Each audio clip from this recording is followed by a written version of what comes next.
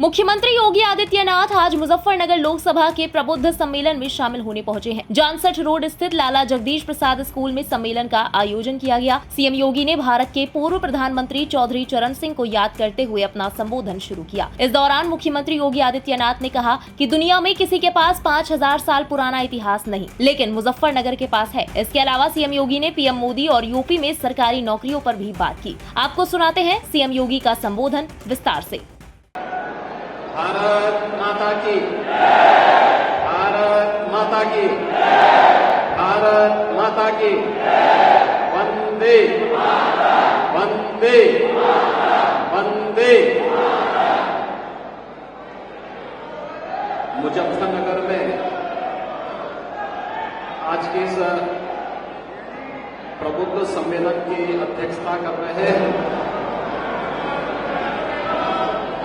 हमारे सहयोगी दल राष्ट्रीय लोक दल के जिला के अध्यक्ष श्री संदीप मलिक जी, भारतीय जनता पार्टी के क्षेत्रीय अध्यक्ष श्री सत्येंद्र सिसोदिया जी, जिला अध्यक्ष भारतीय जनता पार्टी श्री सुधीर सेने जी, जिला प्रभारी श्री सूर्य प्रकाश पाल जी, जिला अध्यक्ष मेरठ श्री शिव कुमार राणा जी, केंद्रीय मंत्री और लोकप्रिय सांसद मुजफ्फरनगर डॉक्टर संजीव बालियान जी, उत्तर प्रदेश सरकार में मंत्रिमंडल के मेरे वरिष्ठ सहयोगीगण श्री अनिल कुमार जी, श्री कपिल देव अग्रवाल जी, लोकदल के विधान मंडल के नेता श्री राजपाल बालियान जी, जिला पंचायत अध्यक्ष डॉक्टर वीरपाल निर्वाल जी, भारतीय जनता पार्टी के सभी पदाधिकारीगण, सभी माननीय जनप्रतिनिधिगण, पूर्व जनप्रतिनिधिगण और मुजफ्फरनगर के हमारे सभी प्रबुद्धजन, उपस्थित बहनों और भाइयों, भागवत की इस भूमि को जिसे दुनिया सुख तीर्थ के रूप में जानती है, इस पौराणिक भूमि को कोटि कोटि नमन करते हुए मैं आप सबका हृदय से अभिनंदन करता हूं। बहनों और भाइयों, में मेरा सौभाग्य है कि यहां के माननीय जनप्रतिनिधियों की जो यहां की जनता की दशकों से जो मांग थी कि सुख तीर्थ को उसका पुराना वैभव वापस मिलना चाहिए, और वह आज हमारी सरकार ने जो यहां की जनभावना थी उसके अनुरूप सुख तीर्थ को सुख तीर्थ विकास परिषद गठित करने के साथ आगे बढ़ाने का निर्णय लिया है।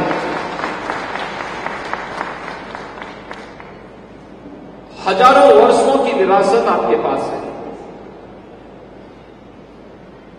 आप भी कह सकते हैं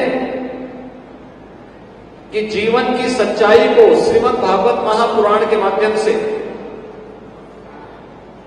आज भी देश और दुनिया के अंदर जहां कहीं भी सनातन धर्मावलंबी होगा वह इस महापुराण का श्रवण करता है। और आप कह सकते हैं कि 5000 वर्ष पहले सबसे पहले सुखदेव जी महाराज ने इस महापुराण का वाचन कहीं पे किया था तो हमारे जनपद में किया था, मुजफ्फरनगर जनपद। अब सोचो दुनिया के अंदर 5000 वर्ष का इतिहास कितने लोगों के पास होगा? किसी के पास नहीं, लेकिन आपके पास उंगली में गिनने के लिए है 5000 वर्ष पुराना इतिहास। इतिहास बनाने की विधि है। एक और आपको इस पौराणिक उपलब्धि के लिए बधाई और दूसरी तरफ किसानों के मसीहा भारत के पूर्व प्रधानमंत्री चौधरी चरण सिंह जी को भारत रत्न मिला। चौधरी साहब को सम्मान बहुत पहले मिलना चाहिए था, लेकिन किसान पिछली सरकारों के एजेंडे में नहीं था। अन्यथा यह कार्य बहुत पहले होना चाहिए था। क्या कर रहा था इंडी गठबंधन?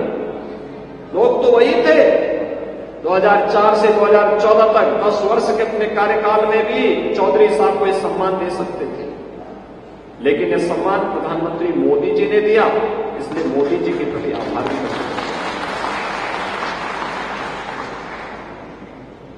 भारत के विकास का रास्ता हमारे देश के गांव और खेत और खलियान से होकर के जाता है। ये बात कहने वाला भारत माता का कोई एक सपूत था तो चौधरी चरण सिंह, चौधरी चरण सिंह। और आज चौधरी साहब के प्रति कृतज्ञता ज्ञापित करने के लिए प्रधानमंत्री मोदी जी ने उन्हें भारत रत्न देकर के भारत की उस गौरवशाली परंपरा के साथ जोड़ने का काम किया है, जो हर भारतवासी के लिए सम्मान की बात है। तो स्वाभाविक रूप से मुजफ्फरनगर भी, हमारा पश्चिमी उत्तर प्रदेश भी और हमारा उत्तर प्रदेश भी इससे गौरवान्वित हुआ है, क्योंकि चौधरी साहब उत्तर प्रदेश के मुख्यमंत्री के रूप में भी अपने दायित्व का निर्वहन करके जनता जनार्दन को विकास की एक नई धारा के साथ जोड़ने के कार्य किए थे। बहनों और भाइयों, मैं आज मुजफ्फरनगर में आया हूं एक सामान्य रूप से।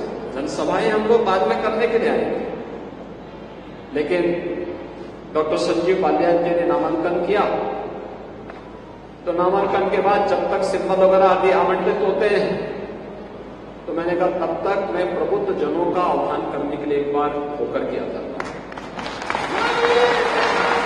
क्योंकि यहां पे जो लोग आए हैं ये अलग अलग संगठनों से जुड़े हैं। कोई बार एसोसिएशन अधिवक्ता समुदाय से जुड़ा हुआ है, कोई इंडियन मेडिकल एसोसिएशन से जुड़ा हुआ है, कोई शिक्षक समाज से जुड़ा हुआ है, कोई व्यापार मंडल से जुड़ा हुआ है, कोई चैम्बर ऑफ इंडस्ट्रीज से जुड़ा हुआ है, कोई अलग अलग तबके से जुड़े हुए लोग हैं।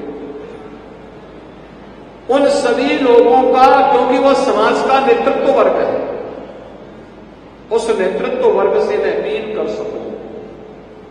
यद्यपि डॉक्टर संजीव बालियान जी अपने क्षेत्र में बराबर जुड़े रहते हैं, तो उनके पास बाकी काम ही किया, दिल्ली में या तो मुजफ्फरनगर या फिर लखनऊ में यहां की समस्याओं को लेकर के उस कार्य का समाधान करने के लिए, और इसलिए वे ज्यादा समय अपने संसदीय क्षेत्र को देते हैं। ये जिम्मेदारी देने के लिए ही मैं आपके पास आया हूं कि चुनाव के दौरान प्रत्याशी से अपेक्षा नहीं होनी चाहिए कि हर घर जा पाए, हर विधानसभा में जा पाए या हर गांव में चला जाए। उनके कार्यक्रम सीमित होंगे, जो कि केंद्रीय मंत्री हैं तो अन्य क्षेत्रों में भी उनको प्रचार के लिए जाना पड़ सकता है। इसलिए हर प्रबुद्ध जन को, हर पदाधिकारी को, हर जनप्रतिनिधि को, हर कार्यकर्ता को स्वयं संजीव बालियान बनना पड़ेगा, तब मोदी जी के संकल्प की पूर्ति में हम सब सहायक हो पाएंगे। आप देखिए ना, एक वोट की कीमत आपकी कितनी होती है? एक वोट वह देश की तकदीर को भी और देश की तस्वीर को भी बदल सकती है। आपका एक वोट जब गलत हाथों में जाता था तो मुजफ्फरनगर में महीनों कर्फ्यू लगता था। आपका एक वोट सही हाथों में गया तो मुजफ्फरनगर अब कर्फ्यू नहीं, कावड़ यात्रा के लिए जाना चाहता है।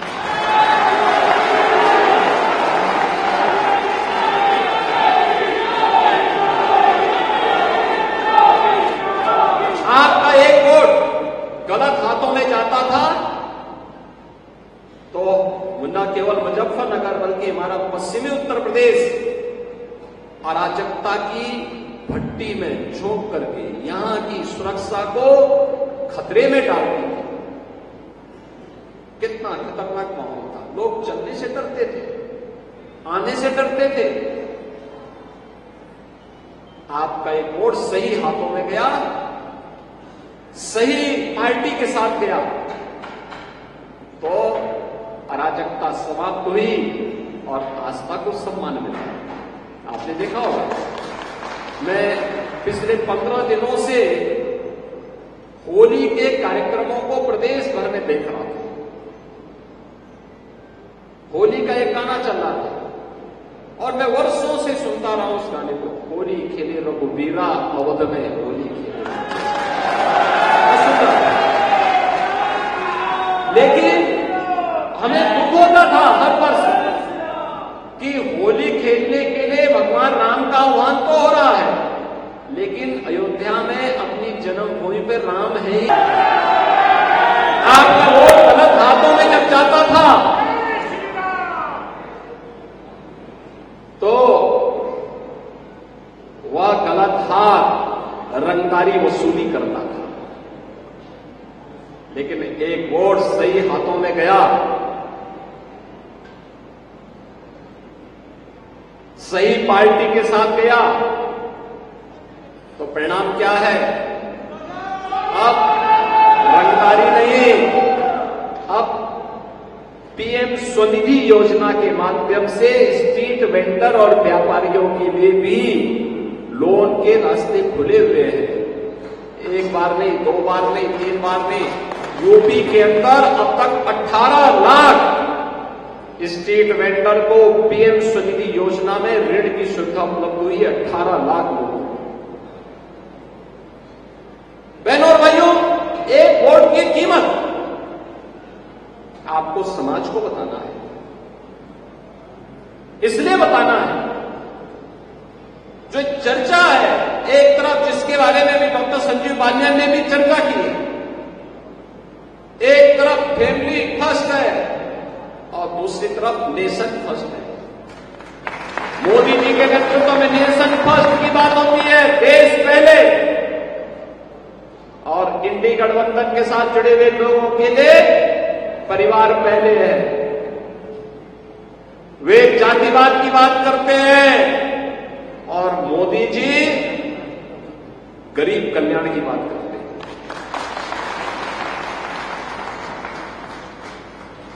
वे तुष्टीकरण की बात करते हैं, मोदी जी कहते नहीं, हमें संतुष्टि पे ध्यान देना होगा, सबका साथ सबका विकास। यही अंतर है जो मोदी जी को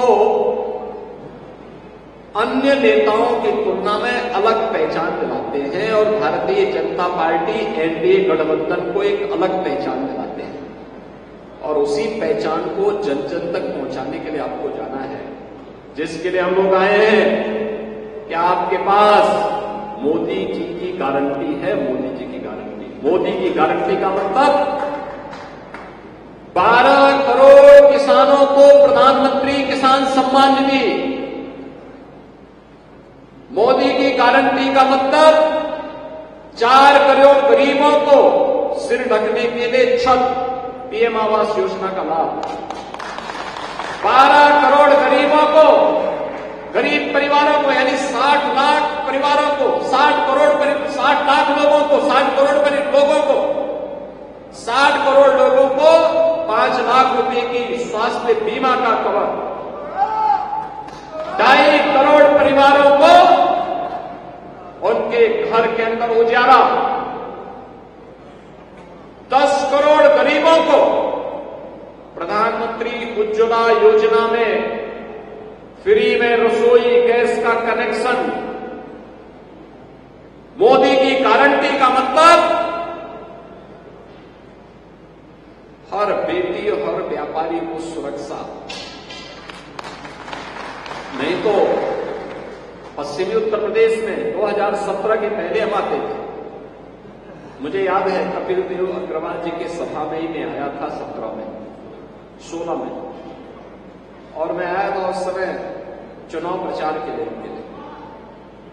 क्या स्थिति थी उस समय, क्या तनाव का माहौल था। ब्यूरो रिपोर्ट, इंडिया पब्लिक खबर। इसी के साथ इस खबर में बस इतना ही। देश और दुनिया की बाकी खबरों के लिए सब्सक्राइब करें इंडिया पब्लिक खबर के YouTube चैनल को और बेल आइकन दबाना बिल्कुल ना भूलें।